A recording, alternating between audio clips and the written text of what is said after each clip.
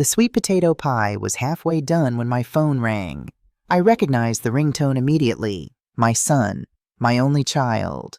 I wiped my hands on my apron and took a deep breath before answering, steeling myself for what I already suspected was coming. "Hello, baby," I said, my voice warm despite the chill creeping into my heart. "Mama." Marcus's voice had that strain to it, the same tension that appeared every year around this time. At 42 years old, my son still sounded like a guilty child when he had to deliver bad news. I balanced the phone between my ear and shoulder, continuing to work the dough for a second pie. The church bake sale was tomorrow, and Sister Roberta had specifically requested 2 of my sweet potato pies. "How are you doing today? How are the children?" "They're good, Mama." Amara got the lead in her school Christmas pageant, and Noah's basketball team won their tournament last weekend. "That's wonderful," I said, genuinely proud of my grandchildren despite the fact I hadn't been invited to either event. "Please tell them Grandma says congratulations." There was a pause, the kind that stretches like taffy, pulling thinner and thinner until it has to snap. "Mama, I need to talk to you about Christmas," he finally said. My hand stilled on the rolling pin. Here it comes. "What about Christmas, baby?" "Vanessa wants to host at her parents' house this year. It's going to be formal. Really formal. Her whole family will be there and some business partners." He trailed off. I waited. I'd learned patience over 73 years of living. "She thinks maybe it would be better if you sat this one out. Just this year. The kids will come visit you the day after. I promise." There it was. The same conversation we'd had every year since Vanessa came from money and decided that her husband's mother, who lived modestly in a senior apartment and volunteered at the church food bank, wasn't the image she wanted to project. I stared out my kitchen window at the community garden, now dusted with December snow. The raised beds we'd planted in summer were covered with burlap for winter protection, waiting for spring to bring new life. Kind of like me, always waiting for something better to come. "I see," I said quietly. "And what do you think, Marcus?" The pause told me everything. My son, who I'd raised by myself after his father passed when he was 6. My son, who I'd worked double shifts at the hospital to put through college. My son, who used to tell me I was his hero.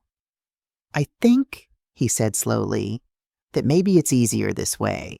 You know how Vanessa gets when things aren't perfect. And Mama, you know you're not really comfortable around her family anyway. All their talk about investments and vacation homes," I finished for him. "And I'm just a retired nurse who lives in a 1-bedroom apartment.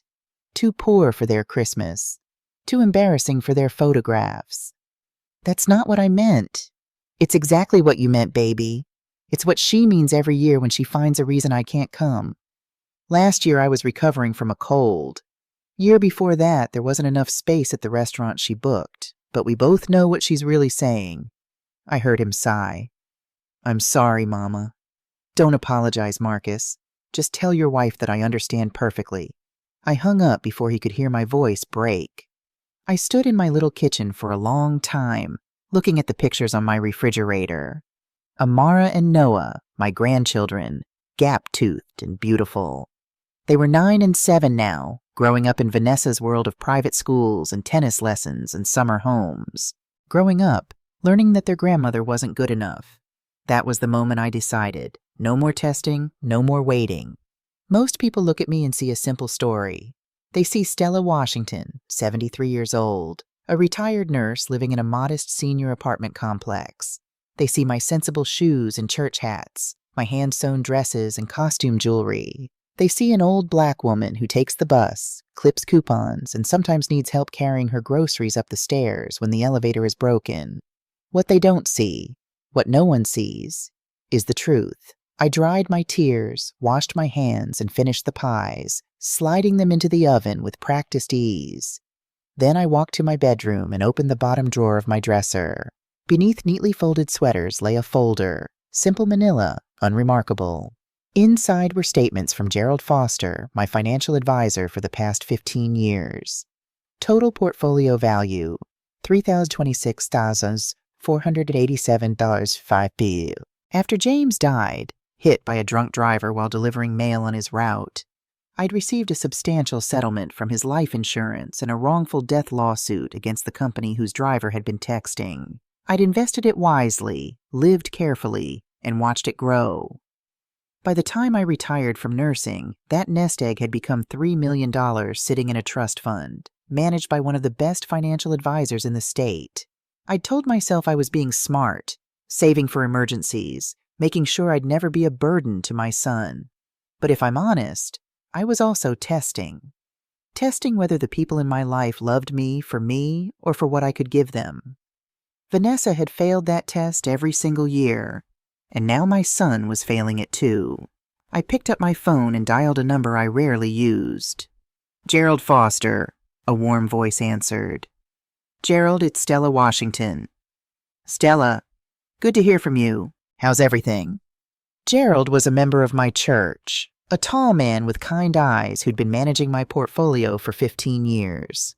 He was one of the few people who knew about my finances. "I need to talk to you about something," I said, my voice steadier than I expected. "Remember that defaulted loan you told me about last month? The Hamilton estate?"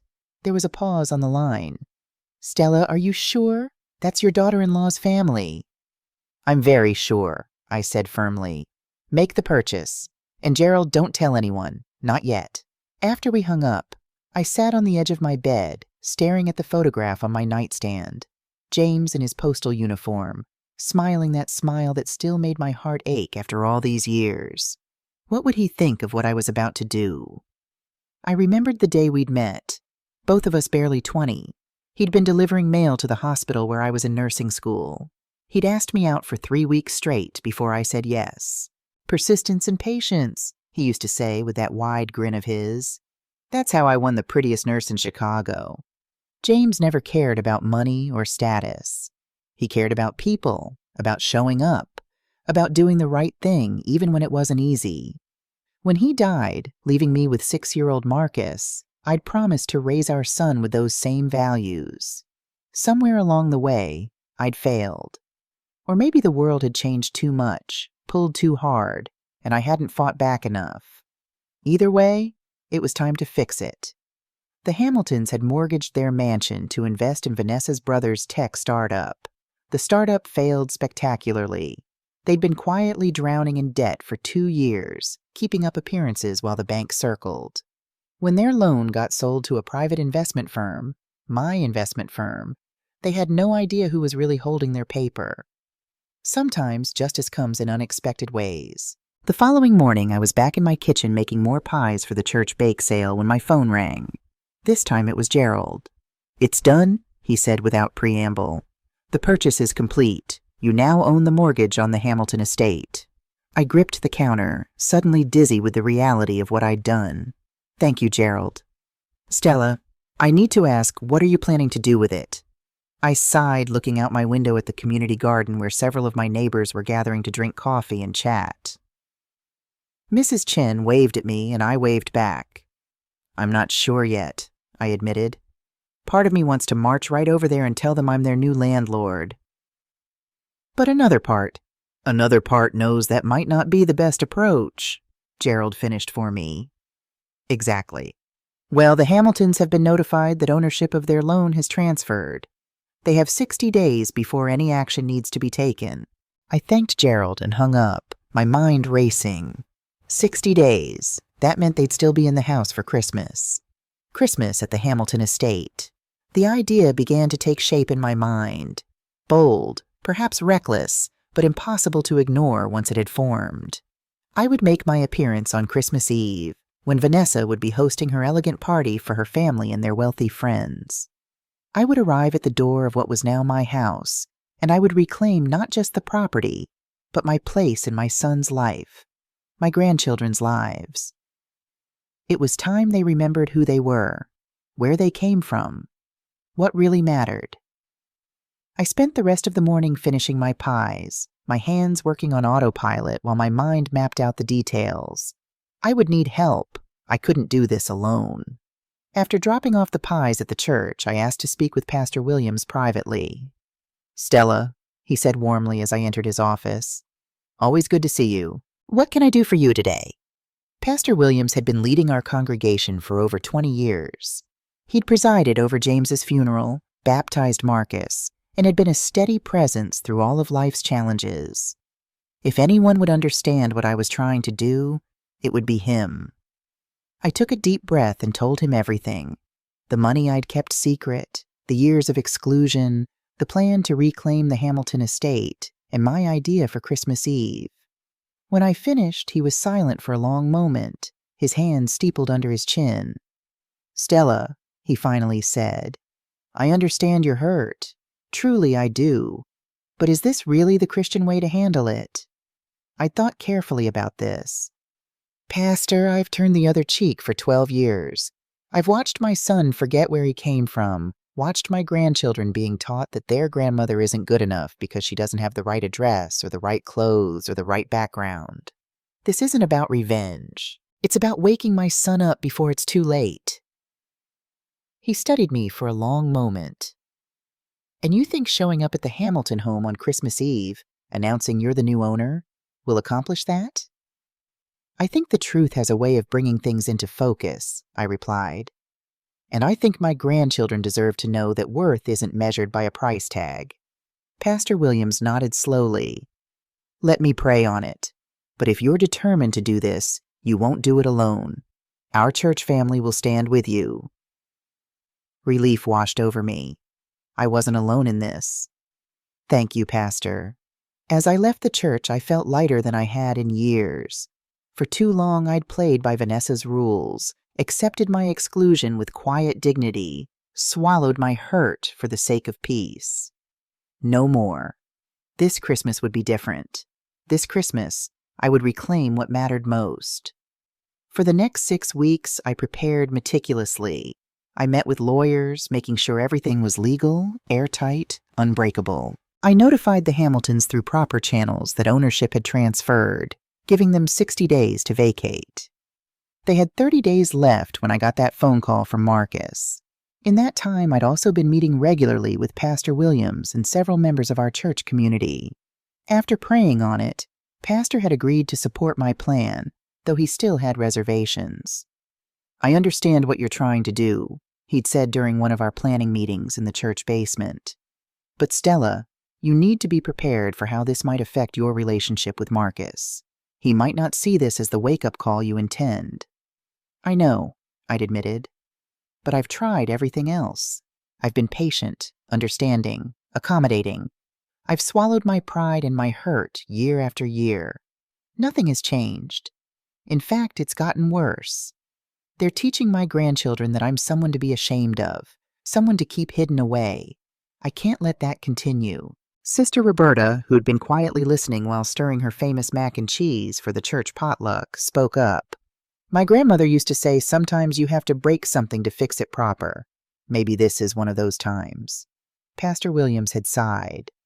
"Then we'll be there with you. Christmas Eve, you won't stand alone." The plan was simple but bold.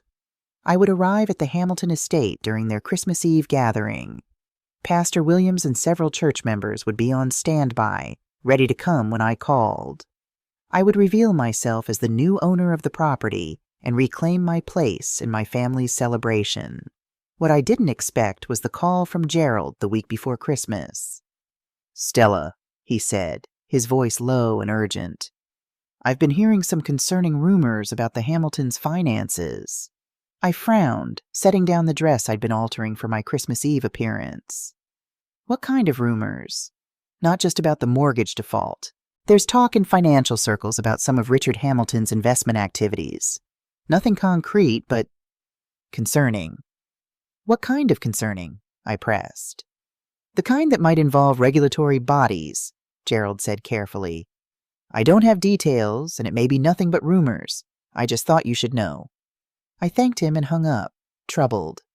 I'd wanted to teach my son a lesson, to show him what he was choosing. I hadn't wanted to expose anything truly criminal, if that's what Gerald was suggesting. But it was too late to turn back now. The wheels were in motion, and Christmas Eve was just days away. I spent those final days preparing, not just mentally and emotionally, but practically. I altered my best church dress, a deep purple with subtle silver embroidery around the collar. I baked sweet potato pies, cornbread, and James's favorite molasses cookies. I wrote letters to Marcus and Vanessa, explaining why I had done what I'd done, hoping they would understand even if they couldn't forgive me right away. On Christmas Eve morning, I woke early and knelt beside my bed, praying for guidance, for wisdom, for the right words. When I opened my eyes, the first light of dawn was filtering through my curtains, casting a golden glow across James's photograph. "Give me strength, James," I whispered. "Help me do this right." I dressed carefully, doing my makeup with extra attention, pinning my silver-streaked hair into an elegant updo. The purple dress fit perfectly, and I added the pearl earrings James had given me on our 20th anniversary. Around my neck, I wore the silver cross that had belonged to my mother. I looked in the mirror and saw not just an elderly woman in a nice dress, but a woman of strength, of dignity, of purpose. Vanessa had spent years trying to make me feel small, insignificant, embarrassing. Not today. Today I would stand tall. At 4:00, my phone rang. It was Sister Roberta. "We're all set," she said. "Pastor has the church van loaded with food. Brother Jerome is bringing his guitar. The youth choir is ready. We'll be there at 7, just like we planned. You just give the word and we'll come in." "Thank you, sister," I said, emotion tightening my throat. "I couldn't do this without you all. Family isn't just blood, Stella. You've been there for every one of us in hard times. Now we're here for you." After we hung up, I sat at my kitchen table and opened the folder containing all the legal documents proving my ownership of the Hamilton estate. Everything was in order, every I dotted, every T crossed. I slipped the papers into my purse, along with the letters I'd written. Then I called a taxi. As I waited, I looked around my little apartment one last time. The yellow walls I'd painted myself. The comfortable furniture worn with use. The photographs documenting a life well lived. This had been my sanctuary for the past 10 years. My refuge from a world that increasingly valued the wrong things. Whatever happened tonight, I knew some things would never be the same. The taxi arrived at 5:30. The driver, a middle-aged man with kind eyes, helped me with my bags of food and presents for the grandchildren. "Christmas Eve visit?" he asked as we pulled away from Westbrook Avenue. "Yes," I said. "I'm going to see my family." "That's nice. Family's what Christmas is all about, right?" I smiled. "Yes, it is. And sometimes we need to remind people of that." The ride to Riverdale Heights took 20 minutes, each mile taking us into increasingly affluent neighborhoods. The taxi turned onto Parkview Drive, where massive homes stood behind iron gates and tall hedges. Christmas lights twinkled on manicured lawns and wrapped around perfectly shaped trees. The Hamilton estate was at the end of the cul-de-sac, a 3-story Georgian colonial with white columns and black shutters. As the taxi approached, I could see through the tall windows that the house was brightly lit. Catering vans were parked in the circular driveway, and staff in black and white uniforms moved efficiently in and out of the service entrance. The taxi stopped at the gate, and I paid the driver, adding a generous tip. "Merry Christmas, ma'am," he said, looking curiously at the house. "You sure this is where you want to be?" I smiled. "More sure than I've ever been." I punched in the code. Marcus had given it to me once, years ago, when he'd asked me to drop off some documents while they were out of town. I'd never used it until now. The gate swung open silently, and I walked up the driveway, my heart pounding in my chest, but my steps steady and determined. Through the windows, I could see Vanessa directing the caterers, elegant in a red cocktail dress, her dark hair swept up in a complicated twist. She moved with the confidence of someone who had never doubted her place in the world. I stood at the front door, looking at the Christmas wreath with its gold ribbon and the Hamilton family monogram. I'd have to change that.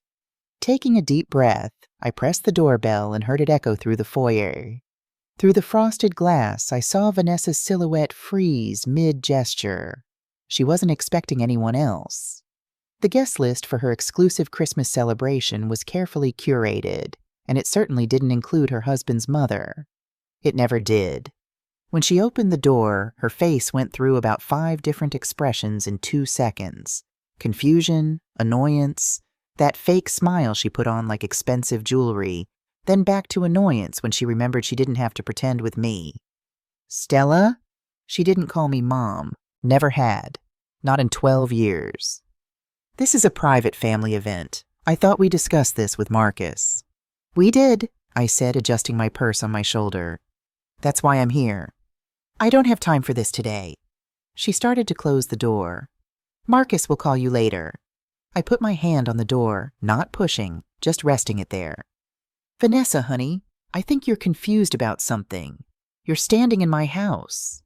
My finger hovered over the phone's end call button, but I couldn't bring myself to press it just yet. The silence on the line stretched between us like a chasm. My son on one end, me on the other, and 12 years of unspoken hurts suspended in between. Mama, did you hear what I said? Marcus finally asked, his voice strained. I heard you, baby. My voice came out steadier than I felt. Vanessa wants to host at her parents' house. It's going to be formal, really formal. And she thinks maybe it would be better if I sat this one out. Just this year. I was 73 years old, and in all those years I'd learned that sometimes silence says more than words ever could. So I waited, giving my son, my only child, the space to fill the void I'd left. It's not like that, he said quickly, but we both knew it was exactly like that. The kids will come visit you the day after, I promise.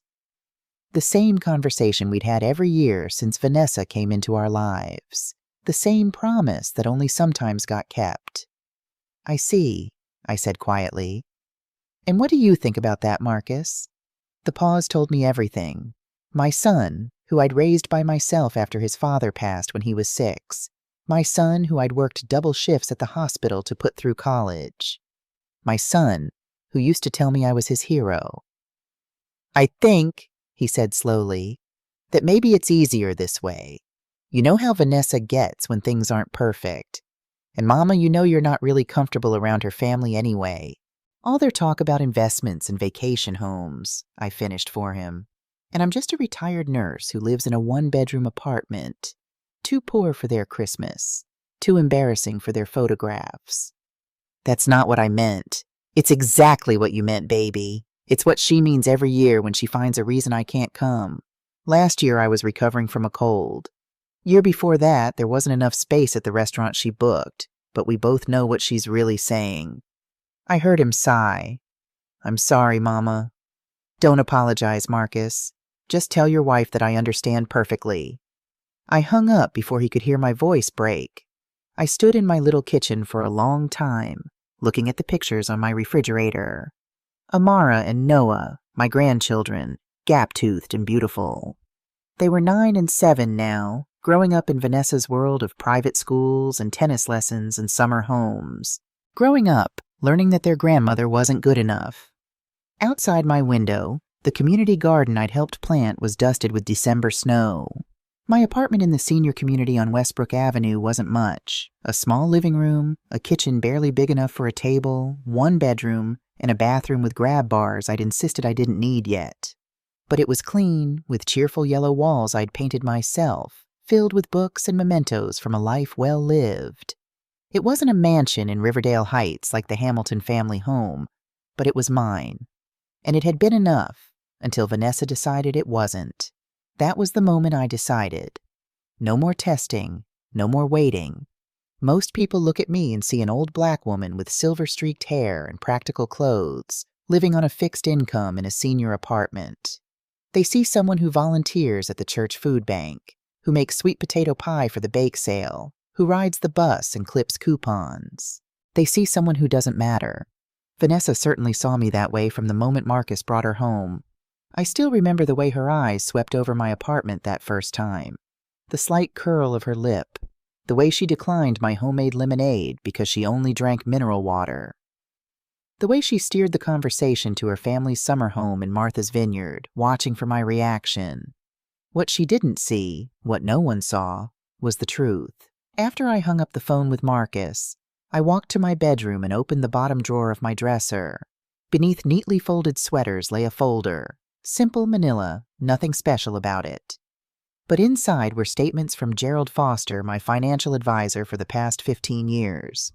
Total portfolio value, $3,026,487 I'd never been poor, not really, not by choice. When James died, hit by a drunk driver while delivering mail on his route, I received a substantial settlement from his life insurance and a wrongful death lawsuit. I'd invested it wisely, lived carefully, and watched it grow. By the time I retired from nursing, that nest egg had become $3 million sitting in a trust fund, managed by one of the best financial advisors in the state. I'd told myself I was being smart, saving for emergencies, making sure I'd never be a burden to my son. But if I'm honest, I was also testing whether the people in my life loved me, or for what I could give them. Vanessa had failed that test every single year, and now my son was failing it too. I picked up my phone and dialed. "Gerald Foster," a warm voice answered. "Gerald, it's Stella Washington." "Stella, good to hear from you. How are you doing?" Gerald was a member of my church, a tall man with kind eyes who'd been managing my portfolio for 15 years. He was one of the few people who knew about my finances. "I need to talk to you about something," I said. "Remember that defaulted loan you told me about last month? The Hamilton estate?" There was a pause. "Stella, are you sure? That's your daughter-in-law's family." "I'm very sure. Make the purchase.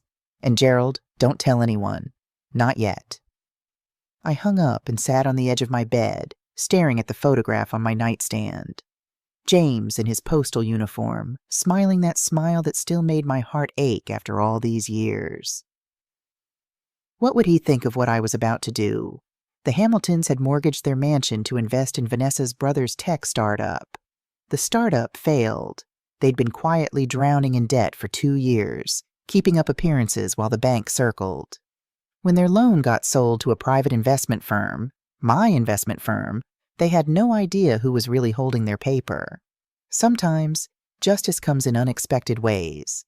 The following morning, I was in my kitchen making sweet potato pie for the church bake sale when my phone rang again. This time it was Gerald. "It's done," he said without preamble. "The purchase is complete. You now own the mortgage on the Hamilton estate." "Thank you, Gerald." "Stella, I need to ask, what are you planning to do with it?" I sighed, looking out my window at the community garden where several of my neighbors were covering the raised beds with burlap for winter protection. Mrs. Chen waved at me, and I waved back. "I'm not sure yet," I admitted. "Part of me wants to march right over there and tell them I'm their new landlord, but another part knows that might not be the best approach." Gerald finished for me. "Exactly. Well, the Hamiltons have been notified that ownership of their loan has transferred. They have 60 days before any action needs to be taken." After we hung up, I went back to my pies, my hands working on autopilot while my mind wandered. Sweet potato pie had been James's favorite. I could still see him sitting at our small kitchen table, telling me about the people on his mail route, the stories they shared with him, the lives he touched just by showing up every day with a smile in their mail. "People don't need much to feel valued, Stella girl," he'd say. "Just someone who sees them, really sees them." After James died, I'd worked 2 jobs, days as a hospital nurse, nights at an urgent care clinic. I'd come home exhausted, feet swollen, back aching, but I'd sit with Marcus and help with his homework, make sure he knew his father's values, even if his father wasn't there to teach them himself. "Your daddy believed that character matters more than money," I'd tell Marcus. "That how you treat people, especially people who can't do anything for you, shows who you really are." And Marcus had listened.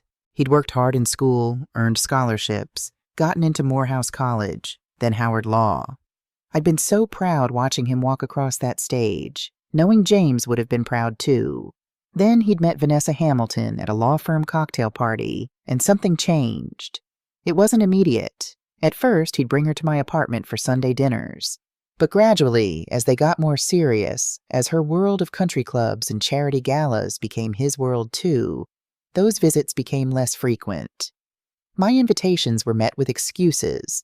And when they got married, the wedding was at the Hamilton estate. a lavish affair where I'd felt like an intruder rather than the mother of the groom. The sweet potato pie was ready for the oven now. As I slid it in, I thought about the 60 days the Hamiltons had before they needed to vacate. 60 days, which meant they'd still be in the house for Christmas. Christmas at the Hamilton estate. I picked up my phone again and called my pastor. "Pastor Williams, it's Stella Washington. I need to talk to you about something." For the next 6 weeks, I prepared meticulously. I met with lawyers, making sure everything was legal, airtight, unbreakable. I notified the Hamiltons through proper channels that ownership had transferred, giving them 60 days to vacate. They had 30 days left when I got that phone call from Marcus. In that time, I'd also been meeting regularly with Pastor Williams and several members of our church community. At first, they'd been skeptical of my plan. "Stella, I understand you're hurt," Pastor Williams had said during our first meeting in his office. "But is this really the Christian way to handle it?" I'd thought carefully before answering. "Pastor, I've turned the other cheek for 12 years. I've watched my son forget where he came from. Watched my grandchildren being taught that their grandmother isn't good enough because she doesn't have the right address or the right clothes or the right background. This isn't about revenge. It's about waking my son up before it's too late." Pastor Williams had studied me for a long moment, his dark eyes thoughtful behind wire-rimmed glasses. "And you think showing up at the Hamilton home on Christmas Eve, announcing you're the new owner, will accomplish that?"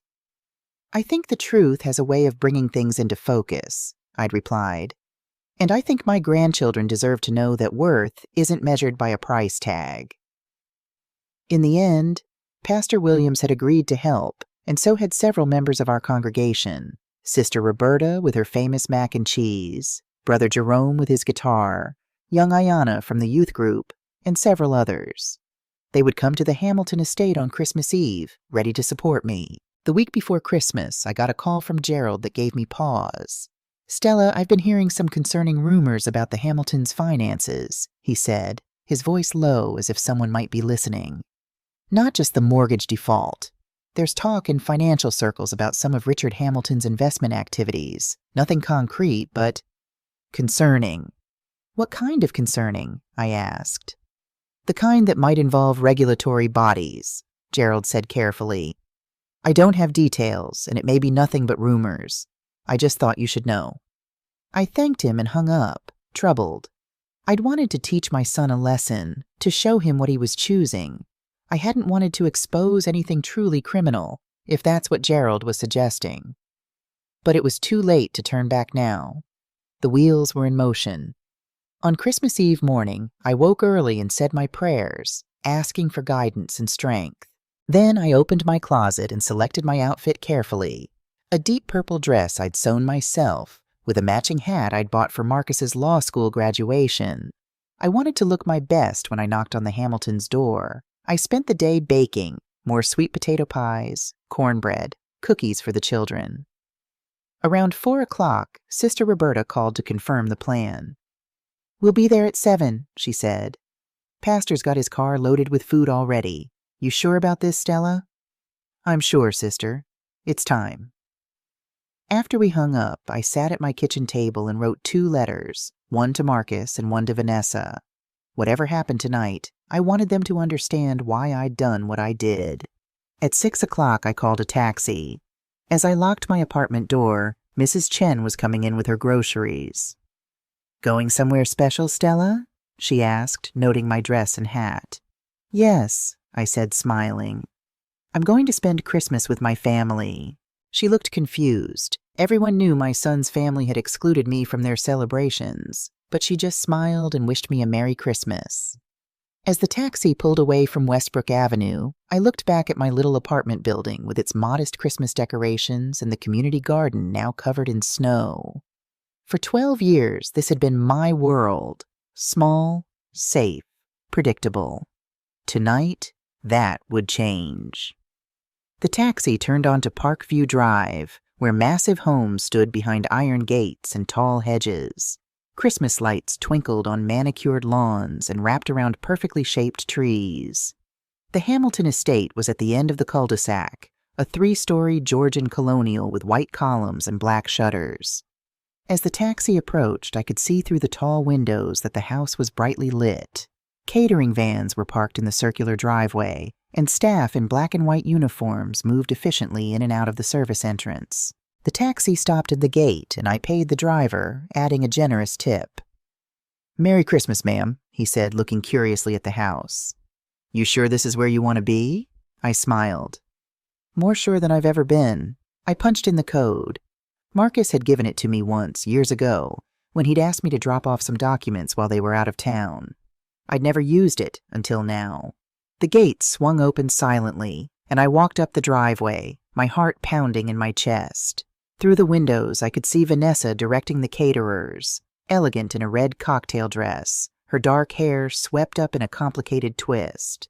She moved with the confidence of someone who had never doubted her place in the world.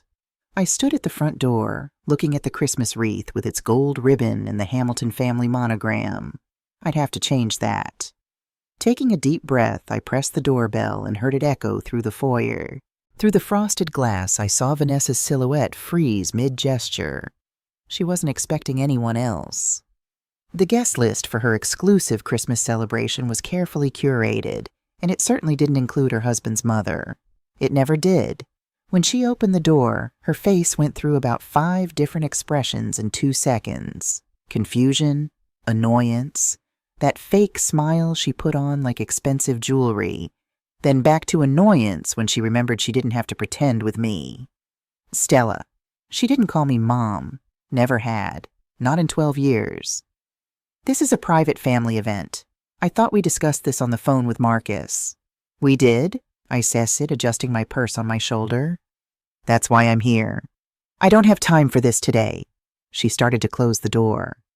"Marcus will call you later." I put my hand on the door, not pushing, just resting it there. "Vanessa, honey, I think you're confused about something. You're standing in my house." Her perfectly microbladed eyebrows drew together. "Excuse me?" "My house," I repeated, pulling out my phone. "Would you like to see the deed? It transferred to my name 6 weeks ago. I've been giving you time to make other arrangements, but since you invited me to Christmas here, I thought I'd accept." The color drained from her face in a way that would have been satisfying if my heart wasn't breaking for my son, for my grandchildren inside who were about to watch their world shift. "That's impossible," she whispered. "My parents own this house." "Your parents defaulted on a loan, sweetie. A loan that I held through my investment portfolio. When they couldn't pay, the property came to me. It's all legal. My lawyer made sure of that." I smiled gently, the way I used to smile at her when she first started dating Marcus, back when I still thought she might learn to love our family for who we were instead of what she thought we should be. "Now, are you going to let me in, or do I need to exercise my legal right as the homeowner to enter my own property?" The morning light filtered through the ornate curtains of the Hamilton mansion, casting long shadows across the marble floor. It was Christmas Day, and nothing was as it should be. Instead of excited children running down the stairs to see what Santa had brought, instead of a picture-perfect family gathering around a luxurious breakfast, the house was quiet, subdued, like a theater after the final curtain has fallen. I had slept in one of the guest rooms, unwilling to use the master bedroom after everything that had happened there. I'd lain awake for hours, replaying the events of the night before, wondering if I'd done the right thing. The FBI arrests, Vanessa's breakdown, Marcus's revelation. None of it had been in my plan. I'd wanted to teach my son a lesson, to reclaim my dignity, but I hadn't intended to bring down an entire family. But perhaps that had been inevitable. A house built on lies was bound to collapse eventually. I rose early, dressed in the simple outfit I'd packed, comfortable slacks and a Christmas sweater Amara had given me 2 years ago. Then I went downstairs to the kitchen, stepping carefully around the remnants of last night's interrupted celebration. The catering staff had disappeared after the arrests, leaving half-prepared food and dirty dishes everywhere. With practiced efficiency, I began to clean, finding comfort in the familiar routine. Wash, rinse, dry, order from chaos. It was what I'd always done, as a nurse, as a mother, as a woman who'd faced loss and kept going. By the time I heard footsteps on the stairs, the kitchen was spotless, and I had coffee brewing, bacon frying, and biscuits in the oven. It was Amara who appeared first, still in her pajamas, her eyes puffy from crying. "Grandma?" she said hesitantly, as if she wasn't sure I'd still be there. "You're really still here?" "I told you I wasn't going anywhere, baby girl," I said, opening my arms. She ran into them, burying her face against me. "Merry Christmas." "Is it still Christmas?" she asked in a small voice. "After everything that happened?" I stroked her hair, feeling the weight of her question. "Yes, sweetheart. Christmas isn't about fancy parties or perfect pictures. It's about being together, about remembering what's important." Noah appeared next, his face solemn. Unlike his sister, he hung back in the doorway. "Your grandma made breakfast," I said softly. "You hungry?" He nodded, but didn't move. "It's okay to be confused, Noah," I told him. "A lot happened last night that was grown-up stuff, but you and your sister didn't do anything wrong, and we all love you very much." "Even Mom?" he asked. "She was really scary last night." "Your mom was scared herself," I explained. "Sometimes when grown-ups are scared, they say and do things they shouldn't. But yes, she loves you both very much." He seemed to accept that and finally came into the kitchen, climbing onto a stool at the island. Amara stayed close to me as I finished cooking breakfast. "Can we still open presents?" Noah asked cautiously. "Of course," I assured him. "After breakfast, we'll go see what's under the tree." "Grandma brought presents for you, too," Amara told her brother. "I saw her bags last night before everything happened." I smiled at her. "That's right. I've been saving them at my apartment. And after presents, maybe we can make some sweet potato pie together. Would you like that?" Their faces lit up, and for a moment they were just children on Christmas morning, excited and hopeful. It broke my heart to think of all the Christmases I'd missed, all the moments like this that Vanessa had stolen from me, from us. Marcus appeared in the doorway, looking exhausted. He'd clearly slept in his clothes, and his eyes were red-rimmed. He stopped when he saw us, his children at the counter, me at the stove, a domestic scene that could have been from any Christmas morning in any family. Except it wasn't. "Merry Christmas, Dad," Amara called, some of her usual exuberance returning. "Merry Christmas, Princess," he said, his voice hoarse. He looked at me uncertainly. "Mama, you didn't have to do all this." "I wanted to," I said simply. "These babies deserve a Christmas." He nodded, coming fully into the kitchen. Has Vanessa come down?" I shook my head. "I haven't seen her yet." The truth was, I had heard her moving around upstairs earlier, drawers opening and closing, muffled sounds that might have been crying. But she hadn't emerged from the bedroom she and Marcus shared. Marcus sighed, running a hand over his face. "I'll go check on her after breakfast." We sat down together, the four of us, at the kitchen island rather than the formal dining room.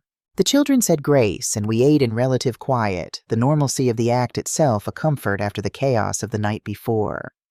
When we finished, I shooed them toward the living room. "Go on and see what Santa brought you. Grandma and your daddy will clean up." As the children raced ahead, Marcus stayed behind to help me with the dishes. We worked in silence for a few moments before he spoke. "Mama, about last night." "We don't have to talk about it right now, baby," I said gently. "It's Christmas morning. Let's give the children this day, at least." He nodded, relief crossing his face. "Thank you." But I knew the conversations we needed to have couldn't be postponed indefinitely. Too much had been revealed, too many truths exposed. In the living room, the Christmas tree stood tall and elegant, its silver and white ornaments catching the morning light. Beneath it, wrapped packages and coordinating paper were arranged with mathematical precision. Vanessa's doing, no doubt. My own gifts, wrapped in colorful paper with cheerful boughs, stood out like wildflowers in a formal garden. The children were already sorting through the presents, calling out names with excitement. "This one's for you, Dad, and here's one for Grandma." I sat on the sofa watching their joy with a full heart. This was what Christmas should be. Children excited, family together, the simple pleasure of giving and receiving. Marcus sat beside me, his body tense, his eyes constantly darting to the doorway as if expecting Vanessa to appear at any moment. "Relax, son," I said quietly. Whatever happens next, we'll face it together. He looked at me, really looked at me, perhaps for the first time in years. I forgot that, didn't I? That we're stronger together, that we always have been. You got lost for a while, I acknowledged. But you found your way back. That's what matters. The children were opening their gifts now, exclaiming over each one. Noah received the basketball I'd bought him, and Amara the art supplies she'd been wanting. They thanked me with hugs that felt like redemption. From their parents, they received expensive electronics, designer clothes, the kinds of gifts that spoke more of status than thoughtfulness. But they seemed equally excited about everything, their resilience shining through. It was as Noah was unwrapping his new tablet that Vanessa finally appeared. She stood in the doorway, her face pale, her hair pulled back in a simple ponytail. Gone was the elegant woman in designer clothes. This Vanessa wore jeans and a plain sweater, no makeup, no jewelry. She looked younger, more vulnerable, and infinitely more human. "Mom," Amara called, "come see what Santa brought." Vanessa hesitated, then stepped into the room. "Merry Christmas," she said softly, her eyes darting between me and Marcus. "Merry Christmas, Vanessa," I replied, keeping my voice neutral. Whatever reckoning was to come, it wouldn't happen in front of the children. She sat on the edge of a chair, watching as the children continued opening their gifts. When they handed her the presents with her name, she opened them mechanically, her thanks automatic, her mind clearly elsewhere. When the last gift had been unwrapped, when the floor was covered in discarded paper and ribbon, Noah looked up with the honesty only a child can muster. "Are you and Dad getting a divorce?" he asked Vanessa directly. The room went still. Marcus inhaled sharply. Vanessa's eyes filled with tears. "I don't know, buddy," she said finally. "Your dad and I need to talk about a lot of things." "Because of what happened with Grandpa and Grandma?" Amara asked, her voice small. Vanessa looked at me as if seeking guidance. I gave her a small nod. These children deserved the truth, or at least as much of it as they could understand. "Partly," she admitted. "But also because I haven't been a very good wife or a very good daughter-in-law. I've made some choices that hurt people, and now I need to figure out how to fix that, if I can." I hadn't expected that, not from the woman who'd spent 12 years making me feel unwelcome in my own family.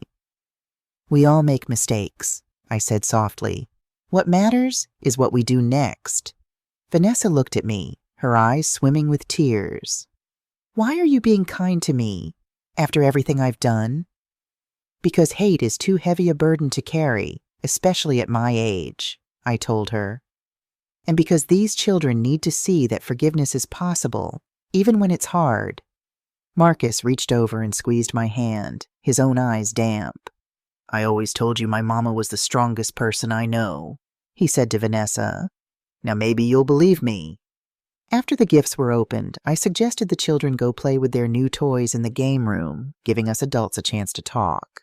They went reluctantly, sensing the importance of what was to come.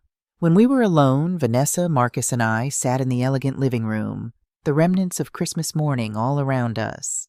The silence stretched between us, heavy with unspoken words. "I want to apologize," Vanessa finally said, her voice barely above a whisper. "For everything. For how I've treated you, Stella. For keeping you from your grandchildren. For making Marcus choose between us. I have no excuse." "Why did you?" I asked simply. It was the question that had haunted me for 12 years. She looked down at her hands, twisted together in her lap. "At first it was because you didn't fit with the image I was trying to create. The successful lawyer, the perfect family, the social connections. I was so concerned with appearances, with what people would think." "And later?" I pressed gently. "Later. It became a habit, I suppose. And then a point of pride. I couldn't admit I was wrong, that I'd been cruel for no reason. And the longer it went on, the harder it became to undo." She looked up at me, her eyes red-rimmed but clear. "I was raised to believe that status matters more than character, that what you have defines who you are. My parents Well, you saw last night what kind of people they really are. Marcus, who had been silent until now, spoke up. I let it happen, Mama. That's on me. I convinced myself it was easier to go along, to not rock the boat. I told myself you were okay with it, that you understood. He shook his head. But the truth is, I was a coward. I chose the path of least resistance because it was easier than standing up to Vanessa, than risking our marriage. You both hurt me, I acknowledged. Every Christmas, every birthday, every family milestone I wasn't included in, they all hurt. But I let it happen too. I thought if I was patient enough, understanding enough, if I just waited quietly, things would change. I looked at each of them in turn. We all made choices that led us here. What happens now? Vanessa asked. With the house? With everything? I'm going to sell it, I said firmly. Give the money to the victims of your parents' scheme. It won't be enough to make everyone whole, but it's something. This house was built with stolen money. I don't want any part of it. And us? Marcus asked. Where do we go from here? That's up to you two, I told them. Last night, Vanessa, you said you wanted a divorce. Is that still what you want? She looked at Marcus, her expression unreadable. I don't know. When I said that, I was angry, humiliated. I blamed you both for what happened to my parents. But the truth is, they did this to themselves. They've been living a lie for years, and they dragged me into it. And now? Marcus prompted. Now I'm trying to figure out who I am without all the pretense, she admitted. Without the big house and the fancy parties and the image I was so desperate to maintain. I don't like who I've been, Marcus. I really don't. But I don't know if I can change, or if you'd even want me to try.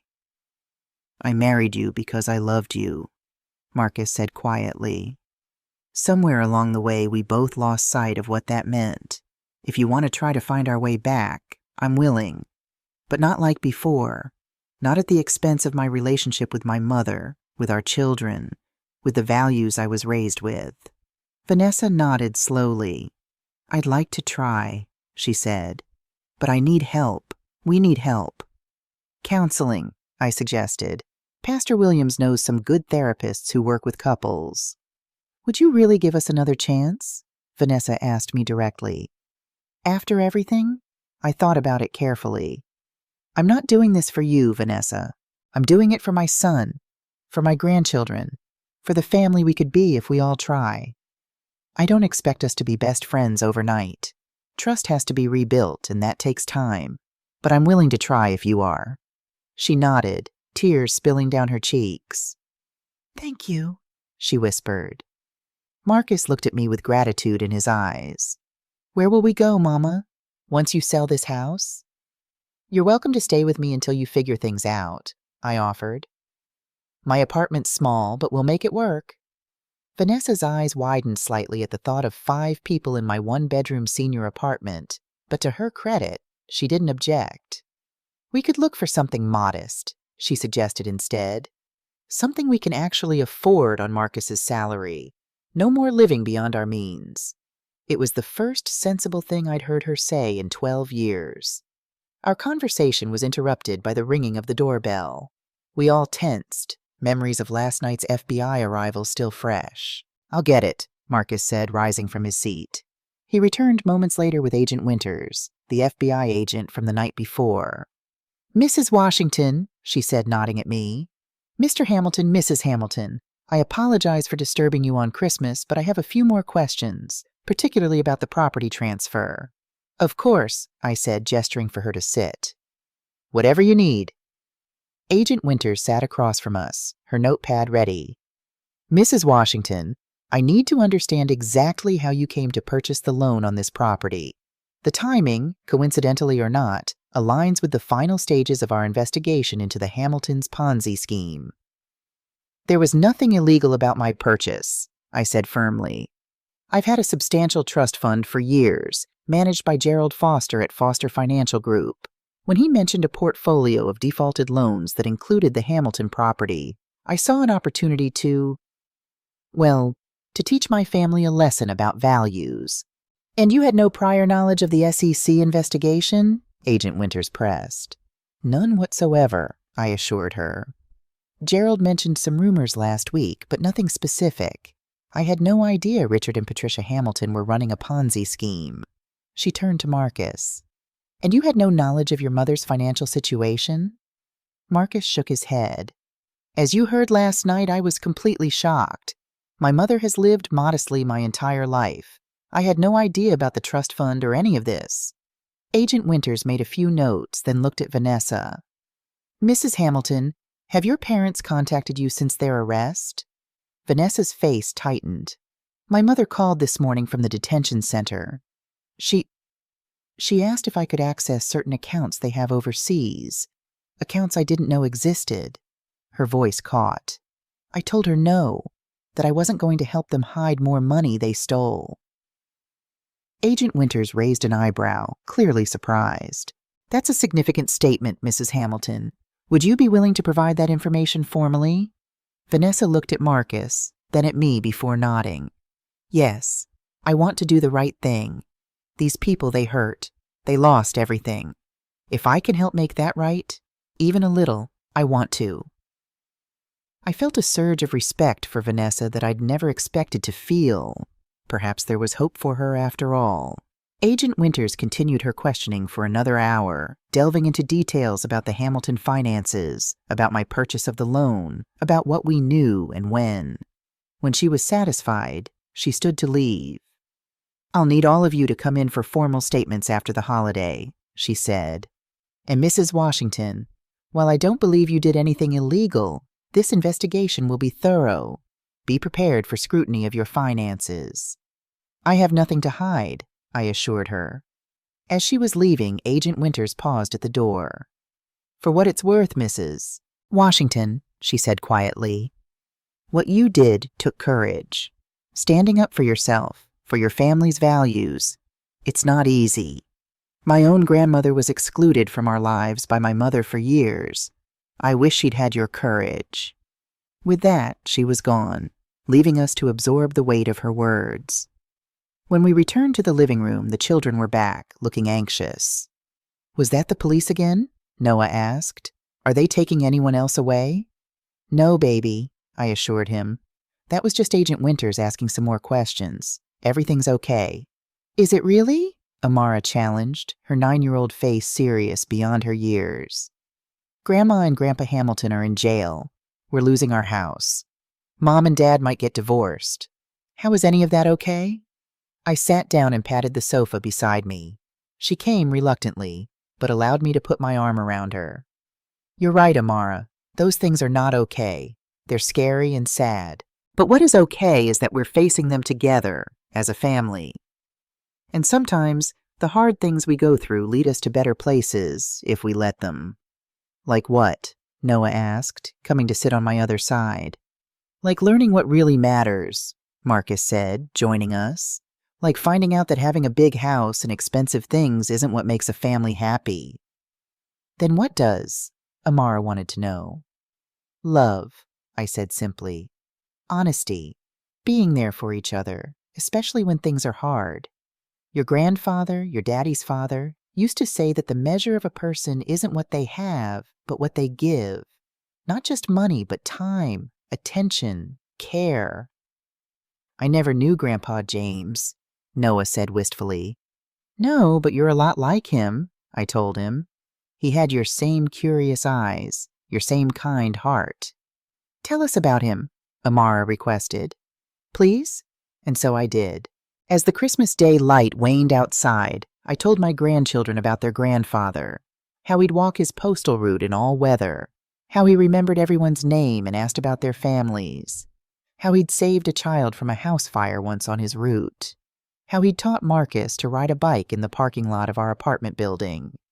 Vanessa sat quietly, listening, and I realized she'd probably never heard these stories either, that in her quest to erase me from the family narrative, she'd also erased James, erased our history, our legacy.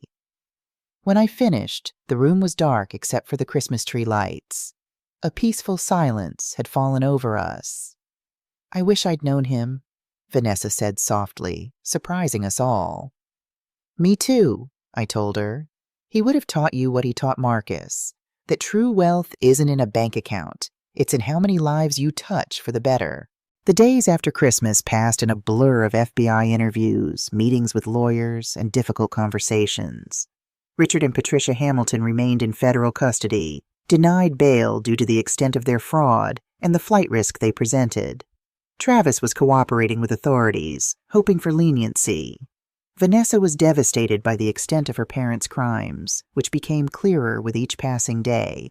Thousands of victims, many of them elderly, had lost their life savings. Retirement accounts, college funds, medical savings, all gone to maintain the Hamiltons' lavish lifestyle and to pay earlier investors in their massive Ponzi scheme.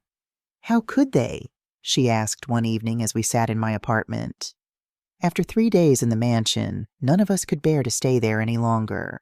It felt tainted, haunted by the harm it represented. So we'd packed what we needed and moved to my senior apartment, all 5 of us in one bedroom and a pull-out sofa.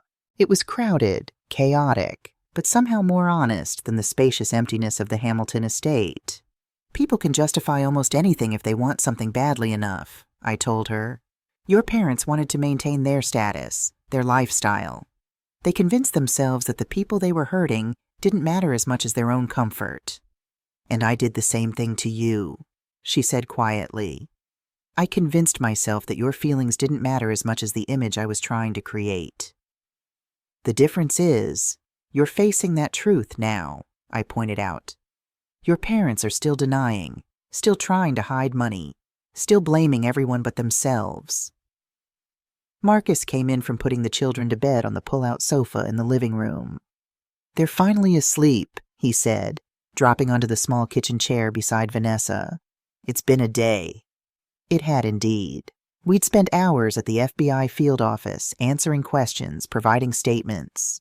The agents had been particularly interested in Vanessa's revelation about the overseas accounts, and she'd cooperated fully, telling them everything she knew or suspected about her parents' financial dealings. You did the right thing today, I told her. I know it wasn't easy.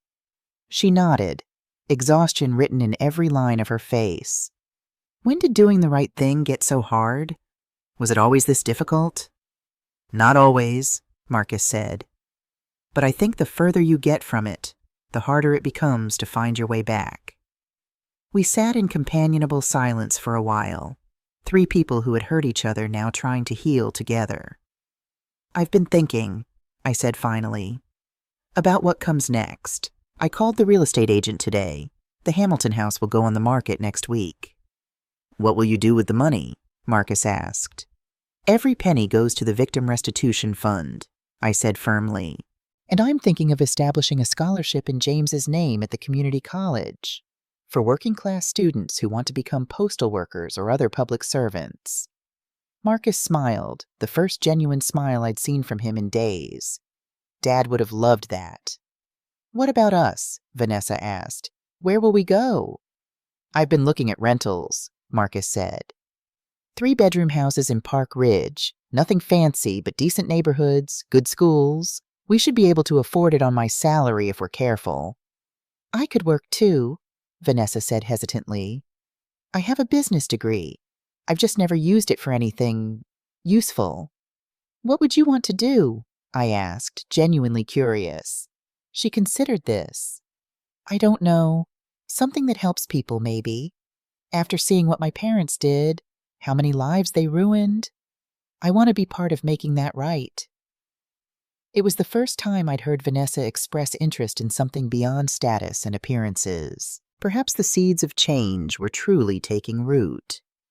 The next morning I woke early as usual. Despite the cramped quarters and the air mattress I'd been sleeping on, I'd slept better than I had in years. There was something profoundly restful about having my family under one roof, about the honest conversations we'd been having, about the tentative steps toward healing. I made coffee quietly, trying not to wake the children sleeping on the pull-out sofa just a few feet away. As I sat at my small kitchen table, looking out at the community garden now buried in snow, I heard a soft footfall behind me. It was Vanessa, her hair mussed from sleep, wearing a pair of my flannel pajamas that were slightly too short for her. Good morning, she said softly. Coffee smells good. I poured her a cup and she joined me at the table, wrapping her hands around the mug for warmth. I couldn't sleep, she admitted. I've been thinking about everything, about the kind of person I want to be going forward. And what did you decide? I asked. That I want to be more like you, she said, looking me directly in the eye. Strong, principled, willing to stand up for what matters. I was speechless for a moment, touched beyond words by this unexpected declaration. You have that strength in you, I told her finally. I've seen glimpses of it these past few days, the way you've stood up to your parents, cooperated with the FBI, put your children's needs before your own pride. I have a lot to make up for, she said. To you, to Marcus, to the kids. Yes, I agreed, not sugarcoating it. But the beautiful thing about life is that as long as we're breathing, we have the chance to do better, to be better. She nodded, sipping her coffee thoughtfully. I talked to Pastor Williams yesterday while you were making dinner. He recommended a marriage counselor for Marcus and me and a family counselor for all of us. I made appointments for next week, if that's okay with you. More than okay, I assured her. It's a good step. And I want to come to church with you on Sunday, she added. With all of us. I've never really been part of a community like that. People who show up for each other without expecting anything in return. I'd like to learn more about it. We'd love to have you, I said warmly. The children woke up then, and the quiet moment passed as the apartment filled with the cheerful chaos of family life. Noah wanted pancakes. Amara couldn't find her favorite shirt. Marcus needed help finding his tie for a meeting with his law partners. Vanessa and I moved around each other in the tiny kitchen, working together to meet everyone's needs, finding an unexpected rhythm. Later that day, as Vanessa and I were folding laundry in the community room of my apartment building, she asked the question I'd been expecting. Do you think you'll ever be able to truly forgive me, Stella? For all the years I kept you from your family? I considered this carefully. Forgiveness isn't a one-time thing, Vanessa. It's a choice we make every day. Some days it will be easier than others. Some days I might remember the hurt more strongly. But yes, I believe I can forgive you, especially if I see you continuing to try to make things right. She nodded, accepting this. That's fair, more than fair. And you? I asked. Can you forgive Marcus for choosing me? For standing up to you and your family? She smiled sadly. He shouldn't need forgiveness for that. He should have done it years ago. But yes, I'm trying to let go of my anger, my embarrassment. It's not easy, but I'm trying. That's all any of us can do, I said, folding the last of Noah's t-shirts. Try each day to be a little better than we were the day before. Grandma, the sweet potato pies are done. Amara called from the kitchen of the modest 3-bedroom house that Marcus and Vanessa now called home. It was a simple house in a working-class neighborhood, nothing like the Hamilton mansion, but it was filled with something the mansion had always lacked: genuine warmth. Coming, baby girl, I called back, finishing the last of the Christmas ornaments I was hanging. It was Christmas Eve again, 1 year since everything had changed. 1 year since truth had crashed into our lives like a wrecking ball, destroying what needed to be destroyed and making way for something new to be built. The year had not been easy. Richard and Patricia Hamilton had been convicted of multiple counts of fraud and were now serving 15-year sentences in federal prison. Travis had received a lighter sentence in exchange for his cooperation. Vanessa had struggled with the shame of her family's crimes, with the adjustment to a simpler lifestyle, with learning who she was beyond the daughter of wealthy socialites. Marcus had faced his own challenges, confronting his partners at the law firm who had expected him to maintain certain appearances, standing firm in his commitment to live more modestly, working to rebuild his relationship with me while also supporting Vanessa through her transformation. The children had shown remarkable resilience. After the initial shock and confusion, they had adapted to their new circumstances with the flexibility of youth. They'd made new friends in their new neighborhood, joined local sports teams and activity groups, learned to appreciate experiences over possessions. As for me, I'd sold the Hamilton mansion for $2.8 million and donated every penny to the Victim Restitution Fund.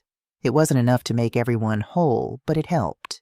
I'd established the James Washington Memorial Scholarship at the community college, which had already helped 3 students pursue careers in public service. And I'd watched with pride and joy as my family healed, as relationships were rebuilt, as new traditions were established. Now, as Christmas Eve approached once more, we were gathered to celebrate together, not just Marcus, Vanessa, and the children, but my church family as well. Pastor Williams and his wife were due any minute. Sister Roberta had already arrived with her famous mac and cheese.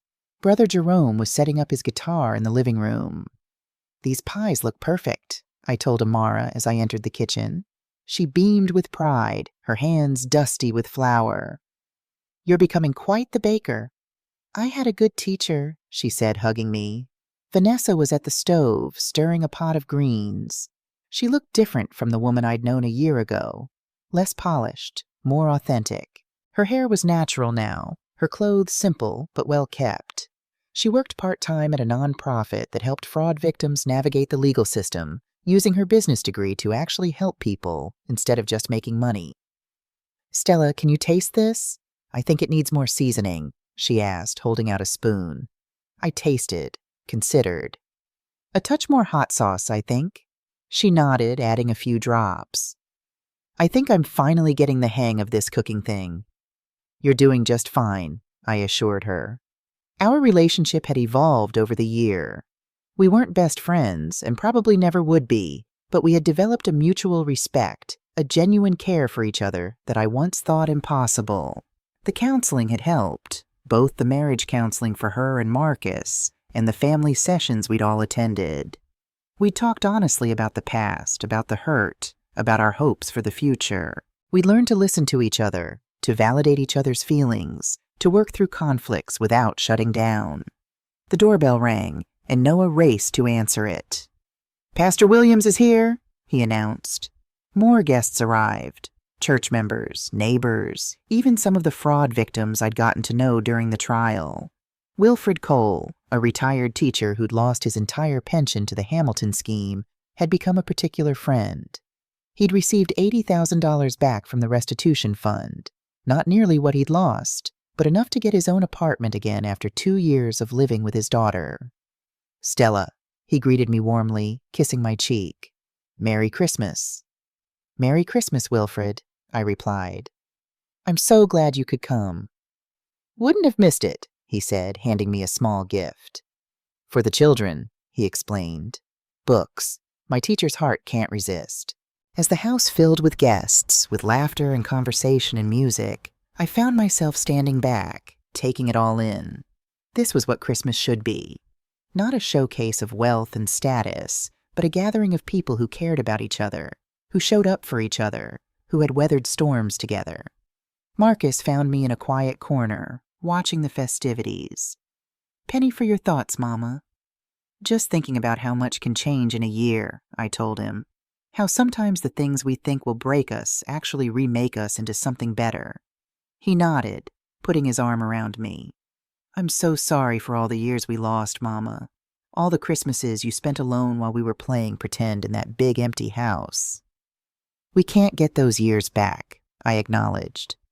"But we have now, and we have whatever time the Lord gives us going forward. That's what matters. Have I told you lately how much I love you? How proud I am to be your son?" "You could stand to mention it more often," I teased, making him laugh. The sound of glass clinking called our attention to the center of the room, where Vanessa stood holding up a glass. "If I could have everyone's attention," she said, her voice clear and confident, "I'd like to propose a toast." The room quieted as everyone turned to listen. A year ago, I thought Christmas was about appearances, about impressing people, about having the right address and the right clothes and the right connections. I thought worth was measured in dollar signs. She paused, looking around the room at the diverse faces, young and old, black and white, wealthy and working class. I was wrong about so many things, but most of all, I was wrong about family.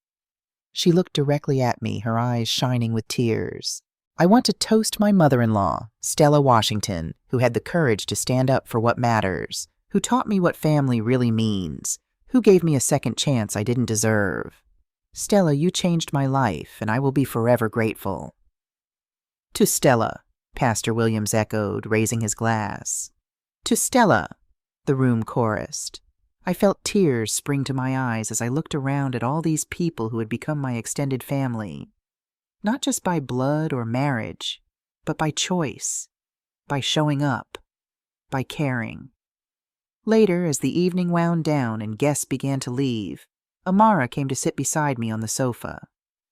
"Grandma," she said thoughtfully, "are we poor now?"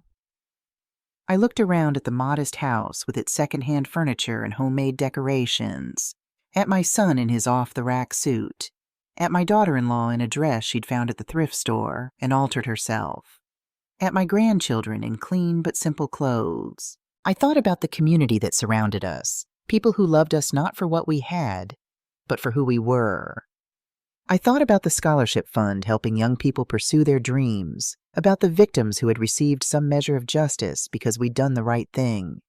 "No, baby," I said, pulling her close. "We're richer than we've ever been. We just measure it differently now." She smiled, understanding in her young face. That's what I thought.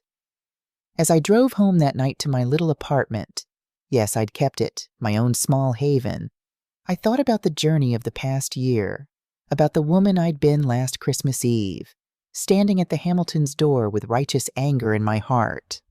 I'd gone there seeking justice, seeking to teach my son a lesson about values and priorities. I hadn't expected the house of cards to collapse so completely. I hadn't expected to find myself rebuilding relationships from the ground up. But perhaps that's how true healing works. Sometimes everything needs to break before it can be made whole again. I pulled into my parking space and looked up at my apartment window, where I'd left a single candle burning. In the glow of the streetlights, I could see the community garden covered in snow, peaceful and still, waiting for spring to bring new growth. New growth from broken ground. That's all any of us really are. And that's enough. That's more than enough. That's everything.